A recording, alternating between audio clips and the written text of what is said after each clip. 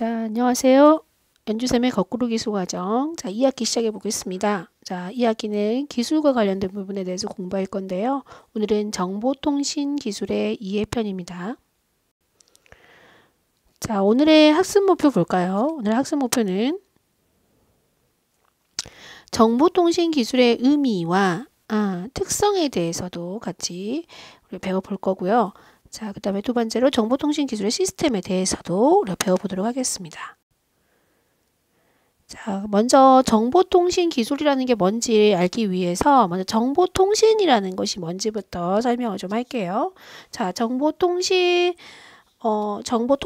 하는 것은 컴퓨터와 다양한 통신 수단을 그러니까 이용해서 생각이나 감정이나 정보들을 주고받는 활동을 정보통신이라고 합니다.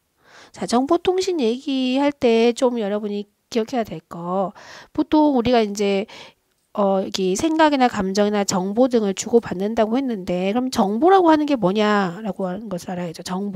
정보는 뭘까요? 정보라고 하는 것은 자료를 가공하거나 처리해서 얻어낸 결과물을 정보라고 해요. 그러면 자료는 뭘까요? 그러면 여기서 말하는 자료는 뭘까요? 자료라고 하는 것은 우리가 검색을 한다거나 관찰을 한다거나 측정을 해가지고 얻은 객관적인 수치 등이 있을 수 있죠. 객관적인 수치 또는 문자, 상황 이런 것들을 자료라고 해요. 예를 들면 자료라고 할 수 있는 건 우리가 이제 이번 주에 태풍이 온다고 하잖아요. 그러면은 그 태풍이라고 하는 것이 올 때 바람의 속도나 이런 것들을 측정했겠잖아요. 그런 객관적인 수치, 몇 킬로미터로 그 바람의 속도를 가지고 있다. 그 태풍이. 자, 그런 게 이제 객관적인 수치를 보여주는 자료고요. 그럼 이 자료를 가지고 그 속도로 예를 들어서 제주도에서부터 우리나라를 빠져나가는 시간은 얼마나 걸릴까요? 그거를 이제 표로 보여준다거나 표라는 것으로 가공한다는 거죠. 보여주는 표가 된다거나 또는 그 구름의 사진이죠. 그 이동 경로를 보여주는 사진이라거나 이런 것들을 정보라고 얘기할 수가 있겠죠. 자, 그러면 정보통신 기술이라고 하는 건 뭐냐? 정보통신 기술. 이런 방금 얘기했던 다양한 수단과 장치를 이용해서 그 정보, 아까 얻어낸 객관적인 걸 어떤 가공이나 처리해가지고 보여주는 결과물, 산출물을 생산, 가공하고 주고받으면서 그것도 저장하는 모든 활동들을 정보통신 기술이라고 해요. 그러니까 결국은 아까 자료를 가지고 정보로 얻어낸 산출물을 어떻게 주고받냐, 또 어떻게 저장하냐, 이런 것들을 모두 포함하는 활동들을 정보통신 기술이라고 말할 수 있는 거죠. 그러면 정보통신 기술의 특성을 좀 볼게요. 어떤 특성을 가지고 있을까? 이 정보통신 기술이라고 하는 건 첫 번째로 정보를 전달하는 방법이나 제공 형태가 되게 다양하죠. 문자일 수도 있고 그 정보 이미지일 수도 있고 또는 음성일 수도 있고 또 영상일 수도 있고 다양한 형태로 우리가 전달받고 있죠. 두 번째 특징 볼까요? 두 번째 특징은 시간과 장소의 한계를 극복한다는 거죠. 자, 과거의 정보통신 기술은 우리가 책을 이용하거나 인쇄물을 통해서 그거를 오랜 시간 가지고 보관해서 정보를 보존해가지고 사용했다면 요즘은 이것도 책 보존하는 것도 시간이나 장소를 한계를 극복한다고 할 수도 있죠. 과거에서 보면. 왜냐하면 과거의 인물이 적어놨어요. 예를 들어서 이렇게 기록을 해놓은 거란 말이에요. 기록한 거를 잘 보관해놨다가 다음 세대가 읽거나 이렇게 할 수 있죠. 그런 면에서도 시간과 장소를 극복했다고 할 수 있지만 오늘날은 이게 더 시간과 장소의 한계를 극복했죠. 전기통신이라고 하는 게 발달하면서 더 멀리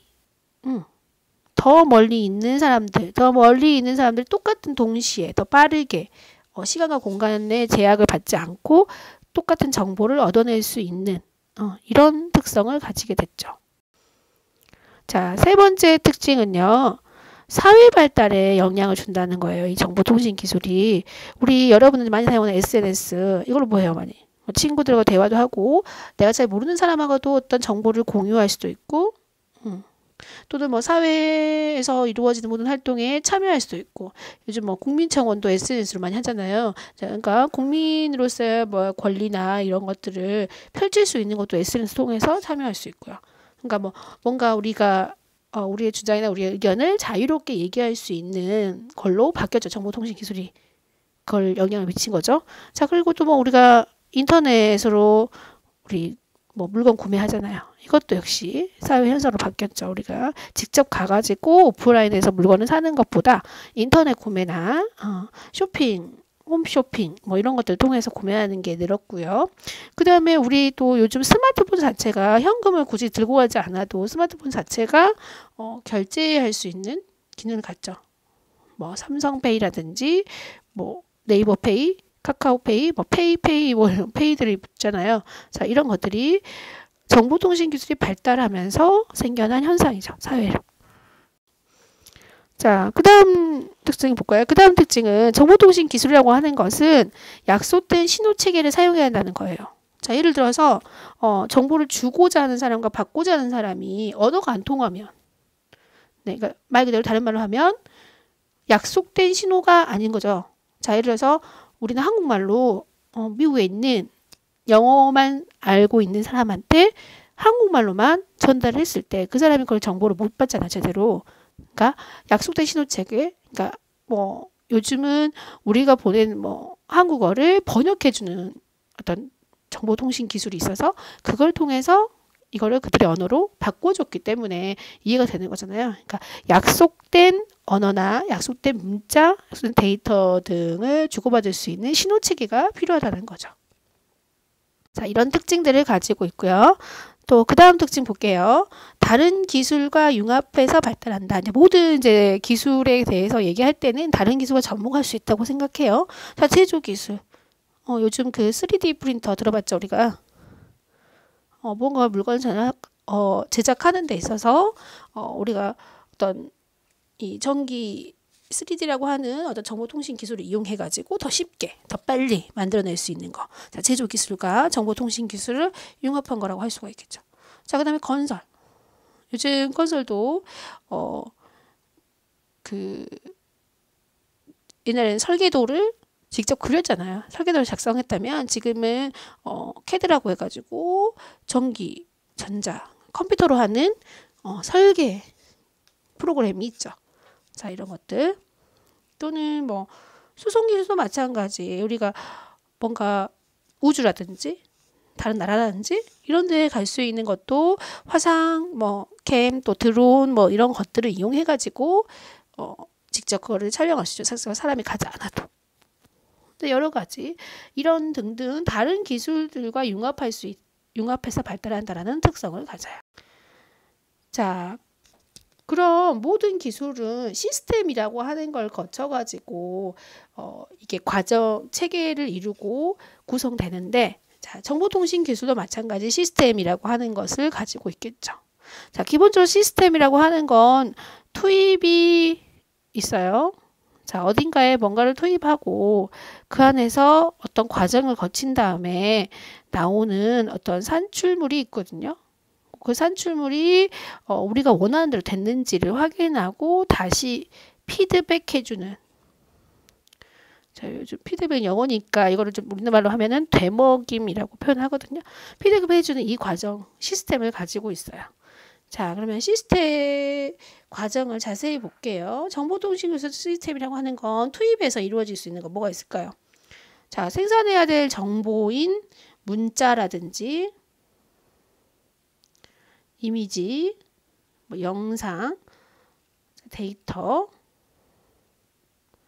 이런 것들을 집어넣겠죠. 집어넣으면 그것들을 뭐 신호로 변환을 해주겠잖아요. 뭐 신호로 변환을 한다거나 다른 사람에게 전송을 한다거나 또 전송하는 매체가 있어야겠죠. 뭐 컴퓨터라든지 뭐 인터넷이라든지 이런 전송하는 매체가 있을 것이고 또 그걸 수신하는 사람이 있을 것이고 수신해주는 신호가 있을 것이고 이거를 수신한 사람이 받을 수 있는 정보 체계로 바꿔주는 과정을 거치다 보면 자 그걸 가지고 만들어낸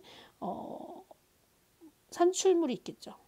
나오는 어떤 결과물. 자 그거를 산출이라고 할 수 있죠. 자 그리고 다시 이 산출물이 우리가 원하는 정보인지 그 정보를 전달받은 사람들이 어떤 반응을 보였는지에 따라서 다시 투입으로 갈 건지 과정으로 갈 건지 결정하는 거죠. 자, 이런 과정을 계속 거치다가 보면 정보통신 기술이라고 하는 게 이루어진다라고 보는 건데 좀 예를 들어 설명해야겠죠. 예를 들어 설명하지 않으니까 좀 헷갈리잖아요. 선생님 예를 하나 들어볼게요. 자, 나중에 미션으로도 나올 거니까 여러분도 좀 잘 주의해서 해볼게요. 만약에 선생님이 여러분한테 이메일을 보낸다고 합시다. 자, 그러면 이메일을 보낸다고 하는 이 활동, 정보통신 기술의 한 활동인데, 자, 이메일을 보낸다고 했을 때 투입에는 뭐가 들어가야 될까요? 자, 여러분한테 선생님이 보내는 메일의 내용이 있겠죠. 지금 투입 얘기하고 있어요. 메일의 내용, 그 다음에 메일 내용을 작성할 때 컴퓨터 필요하겠죠. 매체가 있어야 되니까. 그 다음에 그걸 보내는 선생님이 있어야겠죠. 보내는 사람. 그 다음에 그걸 신호로 보내줄 수 있는 인터넷도 필요하겠죠. 자, 그러니까 그 기술 시스템에서 투입이라고 하는 건 그 기술이 이루어지기 위해서 기본적인 요소들이 들어가는 걸 투입 단계에서 해요. 자, 그럼 과정 단계에서 뭐 할까요? 자, 이제 이게 메일이라고 하는 게 인터넷을 통해서 전달될 때 신호로 변환이 돼요. 과정 얘기하는 거예요. 신호로 변환이 되고요. 그 다음에 인터넷으로 전송돼야 되겠죠. 인터넷으로 전송이 되고 그 다음에 메일을 수신을 하겠죠. 그 다음에 모니터로 메일을 여러분이 이제 확인을 할 거 아니에요. 모니터로 화면에 메일의 내용이 보여지겠죠. 자, 이 과정을 과정이라고 하죠. 그럼 산출물은 뭘까요? 자, 수신된 메일의 내용이 되겠죠. 이게 산출물이에요. 그러면 대먹임, 피드백은 뭐가 될까요? 이 메일의 내용이 정확히 전달됐는가? 선생님이 여러분한테 전달하고자 하는 내용이 그대로 전달이 됐는가? 우리 깨지거나 이렇게 오류가 나거나 이러지는 않았는가? 그 다음에 혹시 여러분이 받았을 때 선생님이 답장을 요구하는 것인가? 이런 걸 따라서 다시 투입. 자, 여러분 답장한다면 또 답장이라고 하는 메일의 내용, 컴퓨터, 또 여러분 그 다음에 여러분 인터넷이라고 하는 것을 이용해서 자, 과정으로 여러분의 답장을 쓴 내용에 신호를 변환하고 인터넷으로 전송이 되고 그 다음에 선생님이 그 메일을 받고 그 메일의 내용을 확인하고 그 메일의 내용 자체가 산출물이 되겠죠. 여러분이 답장을 받은 메일이. 답장이 옳은지 잘 전달됐는지에 따라서 다시 투입으로 갈 거냐 아니면 여기서 끝날 것이냐를 결정하게 되는 거죠. 자, 모든 기술은 이런 시스템 과정을 거쳐서 이루어져요. 자, 2학기 첫 번째 영상이니까 자, 쌤이 이제 첨부해 놓을 거예요. 디딤 영상 학습지에 요점을 잘 정리하시고요. 생기는 질문도 작성해 주시기 바랍니다. 자, 다음 시간에는 그러면 이 정보통신 기술이 계속적으로 발달해 왔겠죠. 그 발달된 과정을 좀 공부해 보도록 하겠습니다.